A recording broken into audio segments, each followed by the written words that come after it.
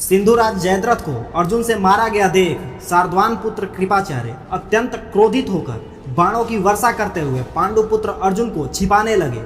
द्रोणपुत्र अश्वत्थामा ने भी रथ पर चढ़ के अर्जुन पर आक्रमण किया।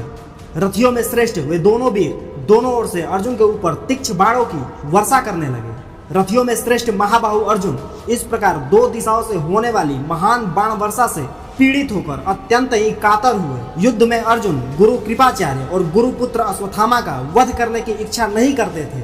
अनंतर अर्जुन ने अपने अस्त्रों के प्रभाव से कृपाचार्य और अश्वत्थामा के अस्त्रों का निवारण कर उनके वध की अभिलाषा नहीं की, केवल धीरे धीरे उनके ऊपर अपने मंद वेग वाले बाण चलाने लगे। परंतु अर्जुन के मंद गति से चलाए हुए बाण भी संख्या में अधिक होने के कारण उन दोनों को अत्यंत ही पीड़ित करने लगे। अनंतर कृपाचार्य अर्जुन के बाणों से अत्यंत पीड़ित होकर रथ में बैठ गए और चेष्टा रहित होकर मूर्छित हो गए।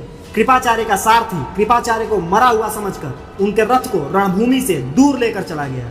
कृपाचार्य को मूर्छित होकर रणभूमि से जाते देख अश्वत्थामा भी अर्जुन को छोड़कर दूसरे रथी का सामना करने के लिए अर्जुन से दूर चले गए। इधर कुंती पुत्र अर्जुन कृपाचार्य को अपने बाणों से पीड़ित और मूर्छित देखकर दया भाव के कारण अपने रथ में बैठकर रोने लगे। अर्जुन विलाप करते हुए कहने लगे कि जब कुल का नाश करने वाले महापापी दुर्योधन का जन्म हुआ था तभी महाबुद्धिमान विदुर ने धृतराष्ट्र से कहा था कि हे महाराज धृतराष्ट्र, इस कुलघाती पुत्र को इसी समय मार डालो क्योंकि यह कुरुवंश का नाश कर डालेगा। आज सत्यवादी विदुर का वही वचन सत्य सिद्ध हो रहा है। आज दुर्योधन के कारण ही मैं अपने गुरु कृपाचार्य को बाणों से सोते हुए देख रहा हूँ। मेरे आचार, बल और पुरुषार्थ को धिक्कार है। इस संसार में मेरे समान कौन पुरुष ब्राह्मण और अपने गुरु से द्रोह करेगा। हाय, यह ऋषि पुत्र मेरे गुरु द्रोणाचार्य के परम मित्र हैं जो आज मेरे ही बाणों से पीड़ित होकर रथ में सो रहे हैं। उन्हें पीड़ित करने की मेरी कोई अभिलाषा नहीं थी, तो भी वो मेरे बाणों से पीड़ित होकर रथ में मूर्छित हो गए हैं। इससे मुझे अत्यंत दुख हो रहा है। मैंने बाणों से पीड़ित होकर उन्मत्त होकर बिना विचार किए कृपाचार्य को अपने बाणों से पीड़ित किया है। हे कृष्ण, वो देखिए अपने रथ में पीड़ित होकर वो सो रहे हैं। उन्हें इस प्रकार देखकर अभिमन्यु वध से भी अधिक दुख मुझे इस समय हो रहा है।